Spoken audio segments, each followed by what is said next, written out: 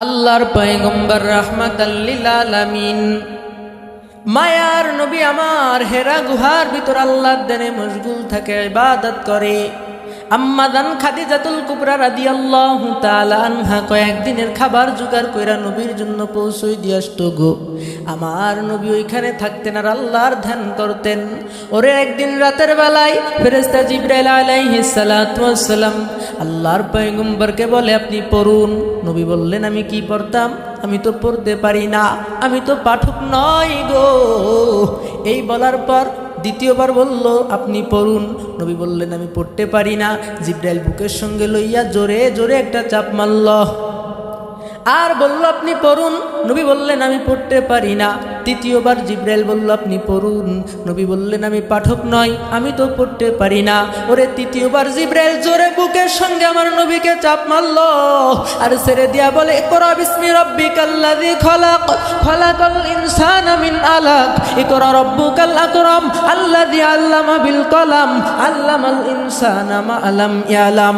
সূরা আলাকের 5টা আয়াত নাজিল হয়ে গেছে। নবী আমার থরথর করে কাঁপতেছে, আমার নবীর গায়ে প্রচন্ড জ্বর উঠে গেছে। আম্মা জান খাদিজাতুল কুবরা রাদিয়াল্লাহু তাআলা আনহার কাছে গিয়া বলে, জাম্মিলুনি জাম্মিলুনি জাম্মিলুনি, আমাকে চাদর দিয়ে আবৃত্তি করো। আম্মা জান নবীকে চাদর দিয়ে আবৃত্তি করলো। রহমতের নবী ডাক দিয়া কয়, খাদিজা, আমি বুঝি ধ্বংস হয়ে যাব, আমার জীবনের আশঙ্কা মনে হইতেছে। খাদিজা রাদিয়াল্লাহু তাআলা আনহা বলে, ওই আল্লাহর কসম খেয়ে বলছি, আল্লাহ আপনাকে ধ্বংস করবে না, কারণ আপনি অতীতকে আপ্যায়ন করেন, অনাথকে খাবার দেন, অসহায়ের সঙ্গী হয়ে যান, আল্লাহ পাক আপনাকে ধ্বংস করবে না। এই বলিয়া ঈসাই ধর্মের একজন বিশেষজ্ঞ আলেম তার চাচাতো ভাই ওয়ারাকা ইবনে নওফালের কাছে গিয়ে ঘটনা খুলে বলল। ওরে ওয়ারাকা তখন বৃদ্ধ হয়ে গেছিল, অন্ধ হয়ে গেছিল। ওয়ারাকা হীরা গুহার বিস্তারিত ঘটনা শোনার পর বলে, এটা তো ঊর্ধ্ব জগৎ থেকে নাজিলকৃত কালাম, আর যিনি আসছেন তিনি তো মূসা নবীর কাছে আসতো, তিনি তো ফেরেশতা জিবরাইল। মুহাম্মদ হারগিজ না গেফতা তা না গেফতা জিবরাইল, জিবরাইল হারগিজ না গেফতা তা না গেফতা রব্বে জালিল। ওরে আমার নবী কেমন নবী জানো? এ নবীর আশেকেরা, আমার নবী কত কষ্ট করছে। নবী ছোটবেলায় বাবাকে হারাইছে, দুনিয়ার মুখ দেখে নাই, এমন সময় বাবাকে আল্লাহ পাক নিয়ে গেছে। নবী আমার বাবা দেখে নাই। যখন নবীর বয়স 6 বছর, তখন জননী মা হারায় ফেলাইছে। এতিম নবী, মা নাই বাবা নাই, মা হারা বাবা হারা নবী। ও নবীর উম্মতেরা, আমার নবী তখন ছোট। দেখো আমার নবীর আদর্শ কেমন। নবীর আদর্শে আদর্শবান হও, বেঈমানদের আদর্শে আদর্শবান হইও না। তুমি তো মুহাম্মদের উম্মত, তুমি কেন বেঈমানের আদর্শে আদর্শবান হইবা? নবী আমার তখন ছোট, রহমাতাল লিল আলামিন, মায়ার নবী তখন ছোট। নবীর পেটে বড় ক্ষুধা, নবীর বাবাও নাই মাও নাই। এতিম নবী একটা রাস্তা দিয়ে হাঁটতেছে, যাইতে যাইতে দেখে একটা বাগানের ভিতর এক ইহুদি খেজুর গাছ থেকে খেজুর পায়রা পায়রা বস্তায় ভরতেছে। আল্লাহর পয়গম্বর এবার বাগানের ভিতর ঢুকলো, ঢুকা দেখে বাগানের মালিক বাগানের সামনেই দাঁড়ানো। তিনি আর কেউ নাই, নবীর প্রতিবেশী চাচা আবু জাহেল। আল্লাহর পয়গম্বর ডাক দিয়া বলে, চাচা, আমাকে কি একটা খেজুর দিবেননি? আমার পেটে বড় ক্ষুধা। আল্লাহর পয়গম্বর যখন খেজুর চাইল, বেঈমান আবু জাহেল ডাক দেয়া কয়, মুহাম্মদ, আমি তোমাকে 2টো খেজুর দিতে পারবো, তবে সত্য হইল তুমি যদি ওই যে দেখছো নি ইহুদি খেজুর গাছ থেকে খেজুর পায়রা পায়রা বস্তায় ভরছে, ওই ভরা বস্তা যদি মাথায় কইরা যদি আমার বাড়ি পৌঁছে দিতে পারো, আমি তোমাকে 2টো খেজুর দিব। নবী আমার আর দেরি করে নাই, রাহমাতাল লিল আলামিন খেজুরের বস্তা নেওয়ার জন্য ইহুদির কাছে গিয়া বলে, এ ইহুদি ভাই, জলদি করে আমার মাথায় খেজুরের বস্তা উঠাই দাও। আল্লাহর পয়গম্বর খেজুরের বস্তা লইয়া আবু জাহেলের বাড়ির দিক রওনা হয়ে গেছে। বেঈমান আবু জাহেল পিস পিস পিস পিস যাইতেছে। ওরে ইহুদি তাকা দেখে, ইহুদি বলে আমি তাকা দেখি, প্রচন্ড রোদের ভিতর মরুভূমির এলাকায় একখান মেঘাইসা আল্লাহর পয়গম্বরের মাথার পরে ছায়া দিতে লাগলো। ওরে মেঘে নবী চিনল, কিন্তু বেঈমান আবু জাহেল আমার নবীকে চিনল না। ওরে মেঘে নবীরে চিনল, সাপে নবী চিনল, কিন্তু উম্মত হয়ে আজ নবীরে চিনলা না। যদি নবীরে চিন্তা, নবীর সুন্নতের দাড়ি ফালাইতে পারতা না। যদি নবীরে চিন্তা, নবীর সুন্নতের লম্বা জামা ফালাইতে পারতা না, টুপি ফালাইতে পারতা না। এ আল্লাহর বান্দারা, এবার আবু জাহেলের বাড়ি পৌঁছইবার পর ইহুদি মাথা থেকে খেজুরের বস্তাটা লইয়া ভিতরে চইলা গেছে। রাহমাতাল লিল আলামিন মায়ার নবী আমার দাঁড়ায় আছে, কিন্তু বেঈমান আবু জাহেল নবীকে খেজুর দেয় না। আল্লাহর পয়গম্বর রাহমাতাল লিল আলামিন ডাক দিয়া কয়, চাচা আমাকে কি খেজুর দিবেন না? আবু জাহেল এবার ঘরের ভিতর ঢুকে গেল, একটা খেজুর এই আমার নবীকে দিল। এই আল্লাহর বান্দারা, আল্লাহর পয়গম্বর খেজুরটা খায়া ফেলাইল, পেটে বড় ক্ষুধা। খেজুরটা খাওয়ার পর নবী ডাক দিয়া কয়, চাচা আমাকে কি আর একটা খেজুর দিবেন না? যেই বলছে চাচা আমাকে কি আর একটা খেজুর দিবেন না, ওরে বেঈমান আবু জাহেল আর দেরি করে না। ওই বেঈমানের বাচ্চা আমার রাহমাতাল লিল আলামিন মায়ার নবীর সুন্দর চেহারা মুবারকে একটা থাপ্পড় লাগাই দিছে। আমার নবী জবাব দিলেন না, গালি দিলেন না, বরঞ্চ ডাক দিয়া বলে, চাচা আপনি কি হাতে ব্যথা পাইছেননি? এইটা হইল মদিনাওয়ালার আদর্শ। এ যুবক, আজ নবীর আদর্শ দেখো কেমন, আমার নবীর আদর্শ। নবী থাপ্পড় খায়া বলে, চাচা আপনি কি হাতে ব্যথা পাইছেননি? এটা হইল মদিনাওয়ালার আদর্শ। আর তোমাকে যদি কেউ গালি দেয়, তুমি গালির জবাব দাও। নবী শিখায়, কেউ যদি গালি দেয়, ওই গালির জবাবটাও পর্যন্ত তুমি দিও না। এটা হইল মদিনাওয়ালার আদর্শ। আর যদি কেউ তোমাকে গালি দেয়, তুমি উল্টো জবাব দেওয়ার বলো, বেটা আমারে চিনো, তুমি কে? তুমি তো একজন দুর্বল মানুষ। খুলিকাল ইনসানু দুইফা, এ মানুষ তুই বড় দুর্বল।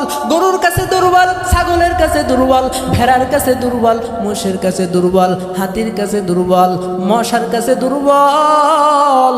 মশা যদি বলে একটা বনি আদম ঘুমাইতে দিব না, ঘুমাইতে পারবা না, তুমি তো মশার কাছে দুর্বল। আল্লাহ কয়, খুলিকাল ইনসানু দুইফা, মানুষ তো বড় দুর্বল। এ আল্লাহর বান্দারা, এই নবীকে চেনো, এই নবীর আদর্শে আদর্শবান হও, বেঈমানের আদর্শ নিয়ে লাফাইও না। আল্লাহ পাক এই জন্য কালামে পাকের ভিতর বলছে, লাকাদ কানা লাকুম ফি রাসূলিল্লাহি উসওয়াতুন হাসানা। আমার নবীর আদর্শ হইল শ্রেষ্ঠ আদর্শ। এই পৃথিবীর জমিনে যত আদর্শ আছে সব আদর্শ খারাপ, সব আদর্শ নাপাক। আমার রাসূলের আদর্শ ভালো, আমার রাসূলের আদর্শ হইল পাক। লাকাদ কানা লাকুম ফি রাসূলিল্লাহি উসওয়াতুন হাসানা। আমার নবীর আদর্শ হইল শ্রেষ্ঠ আদর্শ, রসুলের আদর্শে আদর্শবান হও। কিন্তু বেঈমান আবু জাহেলের কপালে কালেমা জুটল না। আমার নবীর কালো সাহাবী বেলাল হাফ দেশের 23 কালেমা পড়া মুসলমান হয়। এ নবীর উম্মত হইয়া নবীরে চিনলা না, কিন্তু বেঈমানেরা নবীর আদর্শ দেখা দেখা আজ পর্যন্ত কালেমা পড়া পড়া মুসলমান হইতেছে। আর কপাল পোড়া মুসলমান যুবক, মুসলমানের ঘরে জন্ম নিয়া আমার নবী চিনলা না। এরে আল্লাহর বান্দারা, এই বেঈমান আবু জাহেল একদিন ডাক দিয়া কয়, মোহাম্মদ বলো আমার হাতের মুঠে কি আছে, যদি বলতে পারো আমি কালেমা পড়া মুসলমান হব। আমার নবী ডাক দিয়া কয়, চাচা আমি যদি না বলি, আপনার হাতের ভিতর যারা আছে তারা যদি বলে আপনি কি কালেমা পড়বেন নাকি? আবু জাহেল কহ, অবশ্যই কালেমা পড়ব। এমন সময় আবু জাহেলের হাতের ভিতর থেকে পাথরের কঙ্কনগুলো বলে, লা ইলাহা ইল্লাল্লাহু মুহাম্মাদুর রাসূলুল্লাহ। বেঈমান কালেমা পড়ল না। একদিন বলে, মোহাম্মদ ওই চন্দ্র দেখছো, যদি দুখণ্ড করতে পারো আমি কালেমা পড়ে মুসলমান হব। নবী আমার আঙ্গুলের ইশারা করছে, চন্দ্র দুখণ্ড হয়ে গেছে। কয় চাচা কালেমা পড়েন। কয় মোহাম্মদ কালেমা পড়তাম না, তুমি তো বড় জাদুকর। আমার নবীকে জাদুকর বলে গালি দিল। কয় মোহাম্মদ আমি জাদুকর দেখেছি, দুনিয়ার জাদুকরদের জাদুর প্রভাব এই দুনিয়ার জমিনে থাকে, আর তুমি যে এত বড় জাদুকর হয়েছো, তোমার জাদুর প্রভাব আসমানের চন্দ্রে গিয়ে স্পর্শ করছে। আমার নবীকে জাদুকর বলল, নবীকে পাগল বলতো। এই বেঈমান আবু জাহেলের কপালে কালেমা জোটে নাই, আর নবীর কালো সাহাবী বেলাল হাফ দেশে 23 কালেমা পড়া পড়া মুসলমান হয়ে গেল। এই জন্য আল্লাহ কিন্তু চেহারা দেখা বিচার করে না। আমি শুরু থেকেই বলছি, আল্লাহ পাক দেখে অন্তর, যার অন্তরটা যত ভালো ওই ব্যক্তির আল্লাহর দরবারে তত দাম। হে আল্লাহর বান্দারা, পর্দার আড়ালের মা বোনেরা, ভালো করিয়া শোনো, যার দিলটা ভালো, লোকটা হইতে পারে কালা, কিন্তু ওই লোকটার আল্লাহর দরবারে বড় দাম, বড় ভালা। আল্লাহ কিন্তু চেহারা দেখে বিচার করে না। কত সুন্দর সুন্দর চেহারাওয়ালা মানুষ, কিন্তু দিলটা ভালো না, ওই চেহারা সুন্দরওয়ালা মানুষের রবের দরবারে কোনো দাম নাই। আবার দেখতে কালো, কিন্তু দিলটা বড় ভালো। এই দিল ভালো হওয়ার কারণে ওই বান্দার মালিকের দরবারে বড় দাম। যদি তাই না হইতো, কত গরিব কিন্তু চেহারা সুন্দর, এরপরও গরিবের ঘরে হওয়ার কারণে লোকটা কত কষ্ট করে খায়। কত কালো মানুষ কিন্তু কত শান্তির ভিতর থাকে। আল্লাহকে আমি কালো ধলা দেখি না। ও মুসলমান, কত গরিব, এই গরিবের সন্তান দেখো কত কষ্ট করে খায়। কত ভিক্ষুক, চেহারাটা কত সুন্দর, কিন্তু আল্লাহ পাক একটা চক্ষু নষ্ট করে দিয়েছে। চোখে দেখে না, হাত নাই, পা নাই, কিন্তু দেখতে বড় চমৎকার লাগে, সুন্দর লাগে। এই ভিক্ষুকদেরকে তাড়াইয়া দিও না। অসহায় তোমার কাছে এসে যদি হাত পাতে তাকে তাড়াইয়া দিও না। ও আম্মা সাইলা বালা তানহার, কেউ যদি তোমার কাছে চায় তাকে খালি হাতে ফিরাইয়া দিও না। ছোট একটা ঘটনা মনে পড়ে গেল। এক আল্লাহর বান্দা যুবক, অল্প বয়সেই কোটি কোটি টাকার মালিক হয়ে গেছে। যুবক মানুষ অল্প বয়সে কোটি কোটি টাকার মালিক। এবার যুবক বিবাহ করার দরকার। যুবক ঘটক তালাশ কইরা বিভিন্ন জায়গায় ঘটক লাগা দিছে, উকিল লাগা দিছে। তোমরা তালাশ করে দেখো, সুন্দর একটা মেয়ে পাওয়া যায়নি। আমার টাকা পয়সার অভাব নাই, গাড়ি বাড়ির অভাব নাই, দাস দাসীর অভাব নাই। একটা সুন্দর একটা মেয়ে দেখো, যেমন তার চেহারা হবে তেমন তার ব্যবহার আচরণ, তেমন অবস্থা দেখা একটা মেয়ে আমার জন্য খুঁজে আনো। এবার ঘটকরা তালাশ করে কিন্তু মনের মতন মাইয়া পায় না। কিন্তু খুঁজতে খুঁজতে একটা মেয়ে মিলে গেল, বিবাহ হয়ে গেছে। আল্লাহর বান্দা যুবক বিবাহ করে ফেলাইল, সুন্দর জীবন যাপন চলতেছে। হঠাৎ করে একদিন আল্লাহর বান্দা যুবক ডাক দিয়া কয়, এরে বিবি জানো, আজকে ঘরের ভিতর কেউ নাই, কেউ নাই, তুমি একটু গোস্ত আর রুটি, গোস্ত ভুনা করো, রুটি আর গোস্ত ভুনা আমরা একটু আনন্দ করে খাইব। আল্লাহর বান্দি এবার রুটি আর গোস্ত ভুনা কইরা স্বামী স্ত্রী খাইবে, জানালার পাশে বসছে। রুটি আর গোস্ত ভুনা খাবে। এ আল্লাহর বান্দারা দেখো কেমন রুটি আর গোস্ত ভুনা খাওয়ার জন্য জানালার পাশে বসছে। এমন সময় একজন ভিক্ষুক অসহায় আইসা কয়, আল্লাহর বান্দা আমি 3 দিন পর্যন্ত কোনো কিছু খাই না, অনাহার, আমি 3 দিন পর্যন্ত কিছু খাই না গো, আমাকে আল্লাহর রাস্তে কিছু খাইতে দাও। এবার যুবক ডাক দেয়া কয়, বেটা তুই কি আসার সময় পাস নাই?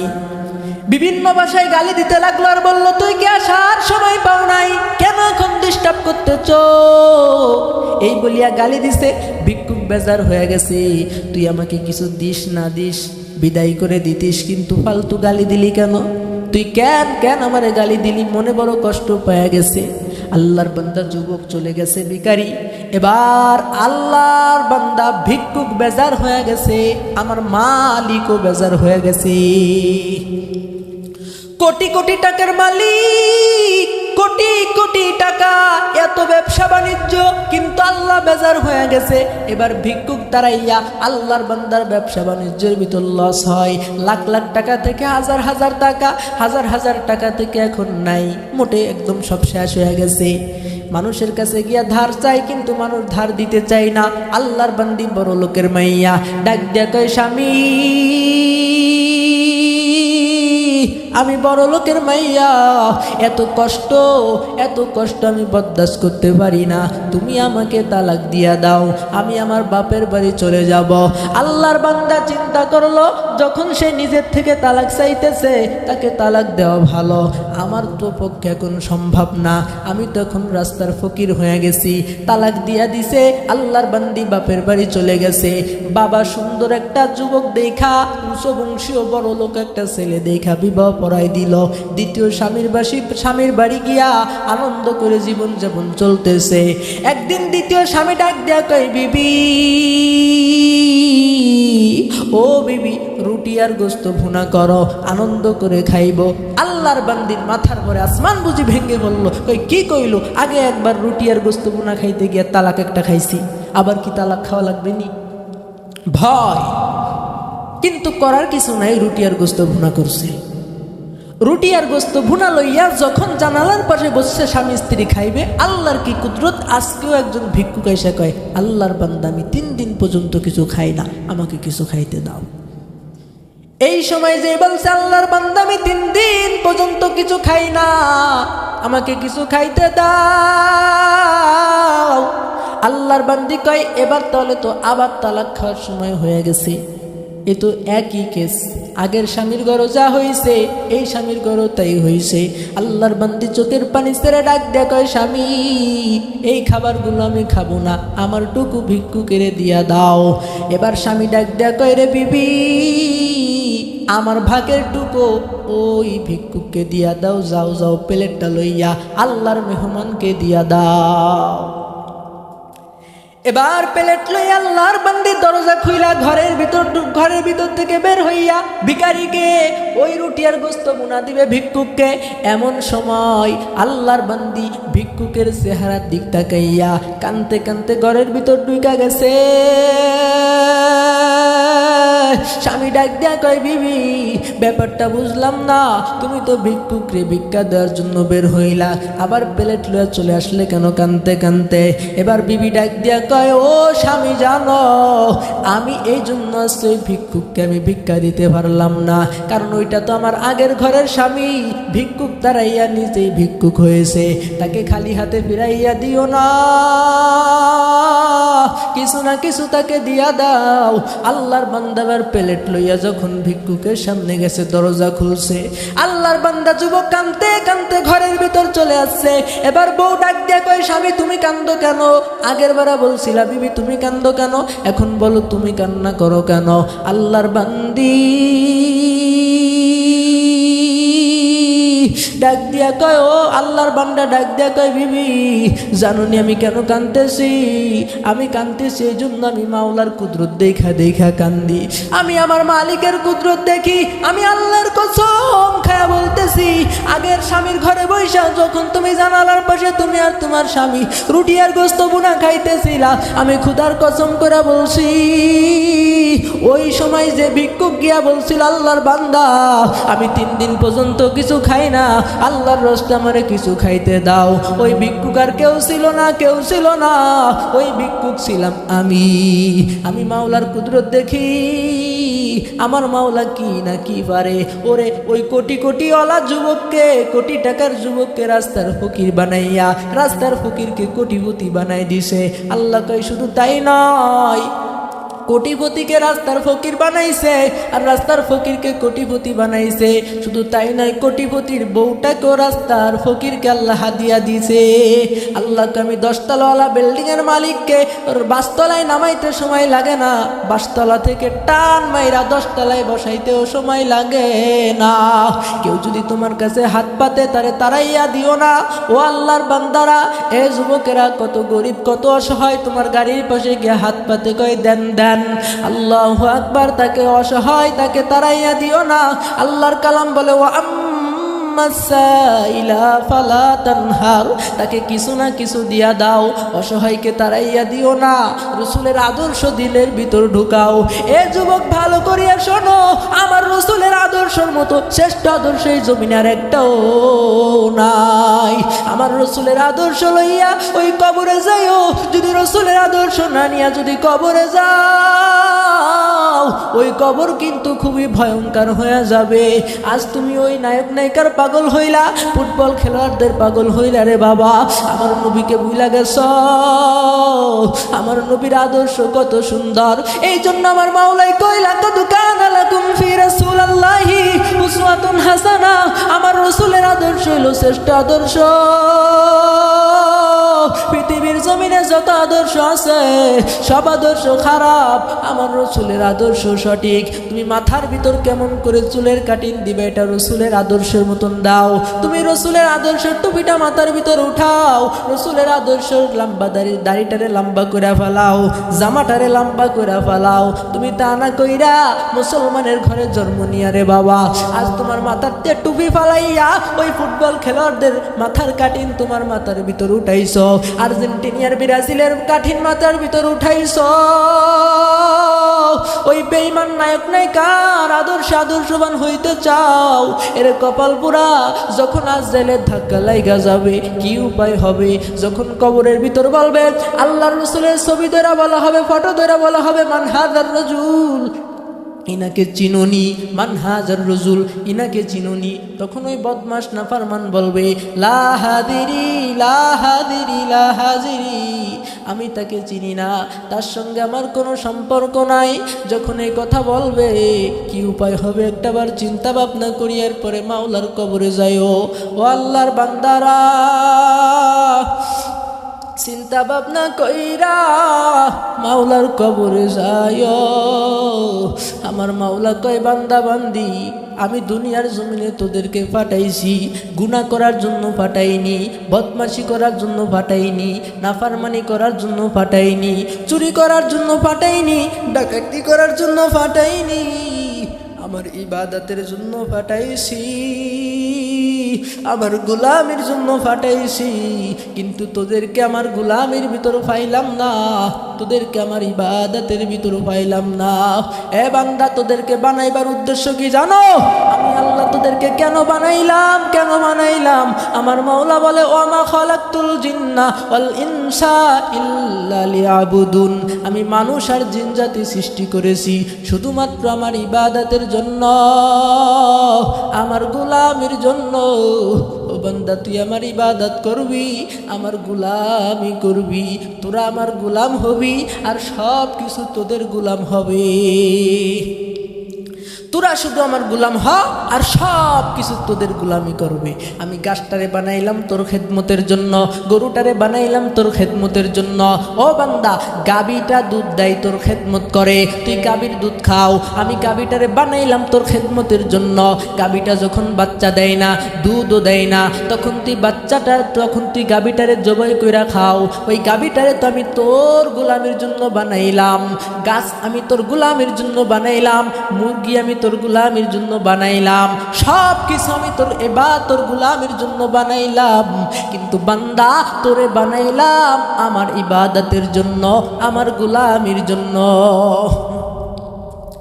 এই মানুষ বানাইবার আগে আল্লাহ পাক রব্বুল আলামিন ফেরেশতাদেরকে বললেন, এ ফেরেশতারা জানো, আমি পৃথিবীর জমিনে মানুষ বানাইতাম, আমি পৃথিবীর জমিনে মানুষ পাঠাইব। ফেরেশতাদেরকে বলল আল্লাহ পাক রব্বুল আলামিন, وَإِذْ قَالَ رَبُّكَ لِلْمَلَائِكَةِ إِنِّي جَاعِلٌ فِي الْأَرْضِ خَلِيفَةً, এ ফেরেশতারা আমি পৃথিবীতে প্রতিনিধি পাঠাইব, মানুষ বানায় পাঠাইব। ফেরেশতারা বলল ক্বালু ওয়াতাজআলু ফিহা মান ইউফসিদু ফিহা ওয়া ইয়াসফিকু দিমা, ও প্রভু আপনি এমন কাহকে বানাইবেন যারা মারামারি করবে, কাটাকাটি করবে, খুনোখুনি করবে, রক্তপাত করবে।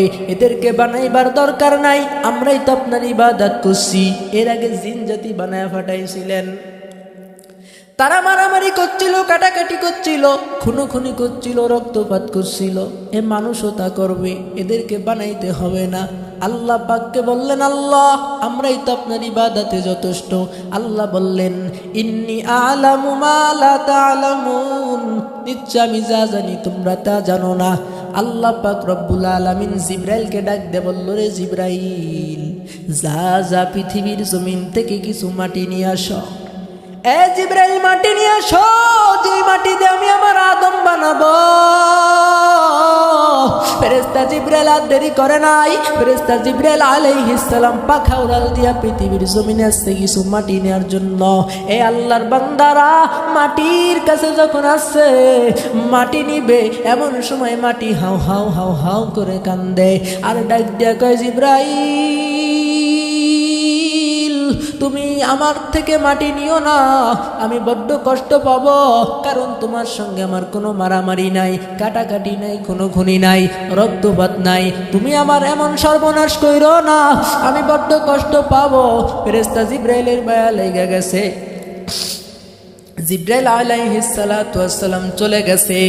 আল্লাহ পাক রব্বুল আলামিনকে ডাক দে বলে, মালিক মাটি আনতে পারিনি, মাটি তো হাউ হাউ হাউ হাউ কইরা কান্দে। ও আল্লাহ মাটি আনতে পারিনি। আল্লাহ কয়, তাহলে কি আমার আদম বানানো হবে না? এ মিকাইল, যা যা কিছু মাটি নিয়ে আসো। মিকাইল আলাইহিস সালাম গেছে, মাটি আনতে পারে নাই। ইসরাফিল ফিরে আসছে। আল্লাহ কয়, তাহলে কি আমার আদম বানানো হবে না? এরপর আজরাইলকে পাঠাইলো। আজরাইল যখন মাটি নেওয়ার জন্য যখন গেল, এবার মাটি ডাক দিয়া কয়, আজরাইল তোমার সঙ্গে আমার কোনো মারামারি নাই, কোনো কাটাকাটি নাই, কোনো খুনোখুনি নাই, কোনো রক্তপাত নাই। তুমি আমার এমন সর্বনাশ করো না। তোমার আগে তোমার ভাই জিবরাইল আসছিল, মিকাইল আসছিল, ইসরাফিল আসছিল, তারা ফিরিয়া গেছে, তুমিও ফিরিয়া যাও, তুমিও ফিরিয়া যাও। আজরাইল ডাক দে বলে, মাটি এক পাশে তোর কান্না, অন্য পাশে আমার মাওলার হুকুম। তোর কান্নার থেকে আমার মালিকের হুকুম আমার কাছে বড়। এই বলি আজরাইল আলাইহিস সালাম মাটির পরে থাবা মাইরা কিছু মাটি বিভিন্ন জায়গা থেকে কিছু মাটি নিয়া আদম আলাইহিস সালামের প্রতিমা বানানো হইল। আদম আলাইহিস সালামের রূহ বানানো হইল। হিন্দুরা যেমন প্রতিমা বানায়, তার হাতও আছে, পাও আছে, চক্ষু আছে, গালও আছে, কিন্তু কথা বলার শক্তি নাই, ভিতর রূহ নাই, মূল জিনিস নাই। কি নাই? রূহ নাই। রূহ না থাকার কারণে প্রতিমার কোনো দাম নাই। ঠিক আদম আলাইহিস সালামকে বানাইলো, কিন্তু তার ভিতর রূহ নাই, প্রতিমা।